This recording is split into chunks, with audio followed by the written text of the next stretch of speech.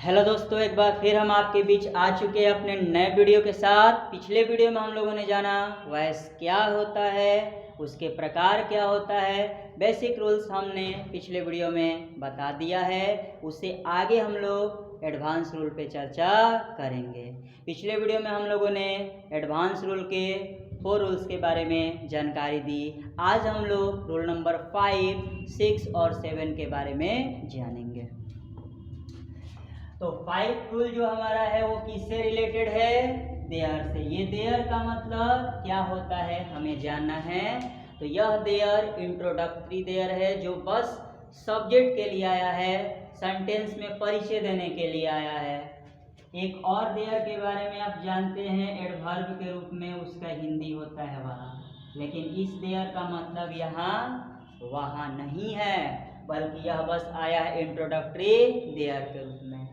तो क्या हमारा एक्टिव का स्ट्रक्चर कहता है? देयर से शुरुआत हो, वर्ब हो, नाउन हो और टू प्लस V1। आसान तरीके से हम कैसे एक्टिव को पैसिव में कन्वर्ट करेंगे, तो 2 स्टेप बस। देयर वर्ब नाउन को उसी तरह हम क्या करेंगे, पुट कर देंगे। जैसे एक्टिव में था सेम वैसे ही पुट कर देंगे। उसके बाद क्या करेंगे, जो हमारा 2 प्लस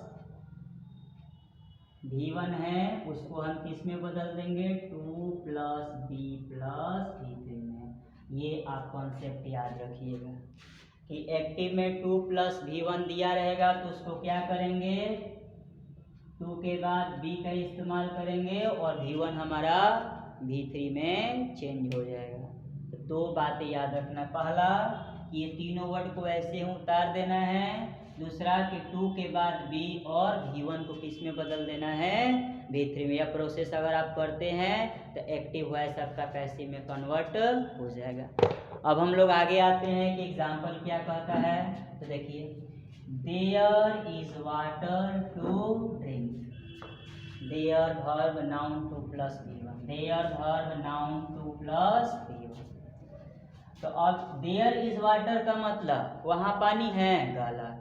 इस देयर का अपना कोई अर्थ नहीं होगा। इज वाटर यानी पानी है, तो ड्रिंक मतलब पीने के लिए। तो मेन हमारा सब्जेक्ट ये देयर नहीं है, बल्कि वर्ब के बाद जो नाउन और प्रोनाउन आता है वही हमारा मेन सब्जेक्ट माना जाता है। ये क्या है, इन तीनों वर्ड को उसी तरह उतार दिया गया है और 2 के बाद B का इस्तेमाल किया गया और V1 हमारा V3 में बदल गया है। देखिए वही दो चेंजिंग हमने किया। पहला देयर इज वाटर को ऐसे ही पुट किया। दूसरा 2 के बाद हमने B का इस्तेमाल किया और V1 हमारा V3 में बदल गया। इसका अर्थ होगा पीने के लिए पानी है, इसका अर्थ होगा पिया जाने के लिए पानी है। तो दोनों का अर्थ और भाव बराबर है, बस बोलने और लिखने का तरीका अलग अलग है। इसके साथ हमारा एक्टिव वॉइस का पैसिव वॉइस में परिवर्तन सही रहा, इस नियम पर, देयर पे। इसके बाद हम लोग इसी का एक जुड़वा भाई है इट, उसके बारे में हम जानेंगे। ये हमारा इट इंट्रोडक्टरी इट है।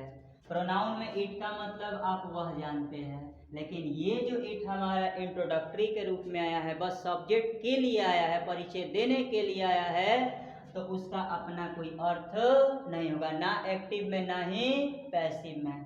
तो इट अगर आ जाता है उसके बाद हमारा वर्ब नाउन आ जाता है, 2 V1 आ जाता है, नया वर्ड आ जाता है आपका ऑब्जेक्ट। तो कैसे हम एक्टिव से पैसिव में कन्वर्ट करेंगे, तो इट वर्ब नाउन को ठीक वैसे ही हम उतार देंगे। अंतर कहाँ से होगा, तो लास्ट वाला जो ऑब्जेक्ट है उस ऑब्जेक्ट को फोर के सहारे हम सेंटेंस के बीच में रखेंगे। उसके बाद क्या करेंगे, 2 B और V3 का सहारा लेकर एक्टिव वॉइस को पैसिव में कन्वर्ट कर देंगे। तो इसमें जो हमें प्रोसेस अपनाना है, तो सबसे पहला काम करना है कि it plus verb plus noun को वैसे ही उतार देना है। दूसरा काम करना है कि 4 के साथ हमें लास्ट वाले ऑब्जेक्ट को सेंटेंस के बीच में रखना है। और तीसरा काम करना है कि वही आपका जो 2 है, तो 2 के बाद B और वर्ब किस में बदल जाएगा, V3 में बदल जाएगा। यह 3 परिवर्तन अगर आप कर देते हैं तो इट से रिलेटेड जो इंटरचेंज है एक्टिव और पैसिव वॉइस का, उसे भी आप आसानी से बना सकते हैं। इस पर भी एक एग्जाम्पल आप लोग के सामने है। It is time to play cricket, देखिए उसके बाद हमारा 2 + V1 आ गया, एक एक्स्ट्रा में इसमें ऑब्जेक्ट आ गया।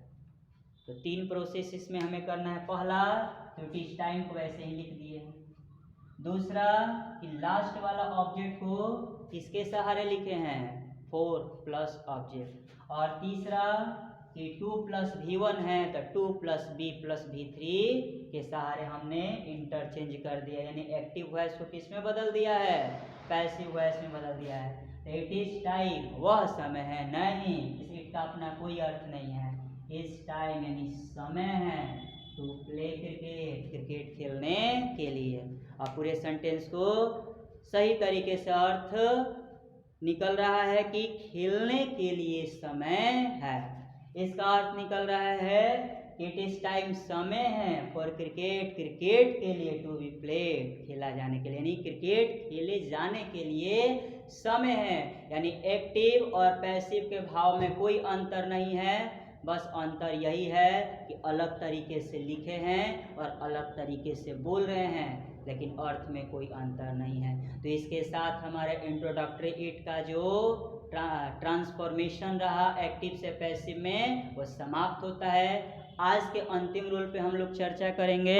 तो अंतिम नियम क्या कहता है कि अगर लेट आपका आ जाता है और लेट के साथ एक नहीं बल्कि 2 ऑब्जेक्ट्स, मतलब 2 ऑब्जेक्ट आ जाते हैं, तो फिर हम उसका इंटरचेंज कैसे करेंगे। ये लेट यहाँ पे प्रस्ताव का भाव रख रहा है, दूसरे को कोई काम करने के लिए इस वर्ड का हम सहारा ले रहे हैं। इसमें एक नहीं बल्कि 2 ऑब्जेक्ट होना चाहिए, ऐसे लेट का मतलब आज्ञा देना होता है। देखिए सेंटेंस सब्जेक्ट से नहीं शुरू हो रहा है बल्कि वर्ब से शुरू हो रहा है। पहला ऑब्जेक्ट, फिर आ गया V1 देयर इन्फिनेटिव के रूप में, उसके बाद हमारा दूसरा ऑब्जेक्ट। तो अब हम इसको आसानी से ट्रांसफॉर्मेशन करने के लिए क्या करेंगे कि पहले वाले ऑब्जेक्ट के नीचे 1 लिख देंगे और दूसरे वाले ऑब्जेक्ट के नीचे 2 लिख देंगे, क्योंकि यह दोनों अपना स्थान बदल लेगा जब हम इसको एक्टिव से पैसिव में ट्रांसफॉर्म करेंगे। तो देखिए यहाँ पे लेट ही रहा, उसके बाद ये जो हमारा ऑब्जेक्ट है लास्ट में चला जाएगा, ये वाला ऑब्जेक्ट हमारा पहले आ जाएगा। B का इस्तेमाल करेंगे और V1 किस में बदल जाएगा, V3 में। बाकी बाई प्लस एजेंट के सहारे हमने एक्टिव को पैसिव में बदल दिया। तो क्या क्या परिवर्तन रहा, तो एक बार और इस परिवर्तन को जाने। पहला परिवर्तन हमें ध्यान देना है कि लेट अगर एक्टिव में है तो पैसिव में भी लेट ही का इस्तेमाल करना है। दूसरा कि जो ऑब्जेक्ट है उस ऑब्जेक्ट का स्थान में हमको परिवर्तन ला देना है। तीसरा कि B का इस्तेमाल करना है और V3 का इस्तेमाल करना है, और चौथा बाई प्लस एजेंट का इस्तेमाल करना है। तो 4 नियम के सहारे आप लेट सेंटेंस का एक्टिव से पैसिव में परिवर्तन कर सकते हैं, इंटरचेंज कर सकते हैं। एग्जाम्पल क्या कहता है, तो let him do this work, देखिए सेंटेंस की शुरुआत लेट से हुई, उसके बाद ये हमारा पहला ऑब्जेक्ट और ये हमारा दूसरा ऑब्जेक्ट। तो पहला नियम देखिए लेट ही रह जाएगा। दूसरा नियम ऑब्जेक्ट का चेंजिंग, प्लेस का चेंजिंग करेंगे। देखिए पहला जो हमारा ऑब्जेक्ट था लास्ट में चला गया, बाद का ऑब्जेक्ट पहले आ गया। तीसरा B + V3, देखिए B + V3 का इस्तेमाल किया और लास्ट में बाई प्लस एजेंट का इस्तेमाल हमने किया है। Let him do this work, ठीक ना, उसे यह काम करने दो। Let him do this work, उसे यह काम करने दो। Let this work be done by him, यह काम उसके द्वारा किया जाने दो। दोनों के अर्थ और भाव में कोई अंतर नहीं है, बस अंतर है लिखने का तरीका में, बोलने के तरीके में, बाकी इंटरचेंज हमारा बिल्कुल सही है, अर्थ भाव बराबर है। तो अगर हमारा लेट से रिलेटेड कोई भी सेंटेंस आ जाता है टू ऑब्जेक्ट उसमें लगा मिल जाता है तो हम इस नियम के सहारे उसको बना सकते हैं। इसके साथ हम इस वीडियो को समाप्त करेंगे। जो भी वीडियो हमने पीछे आप लोगों को बनाया सेंड किया उसमें आप एक बात ध्यान दीजिएगा कि बिना प्रैक्टिस के, ठीक ना, आप आने वाले जो भी नियम होगा, ठीक ना, उसको बेहतर तरीके से समझ नहीं पाइएगा। इसीलिए पीछे का वीडियो देखते रहिए और नए वीडियो के लिए कुछ समय का, ठीक ना, इंतज़ार कीजिए। धन्यवाद।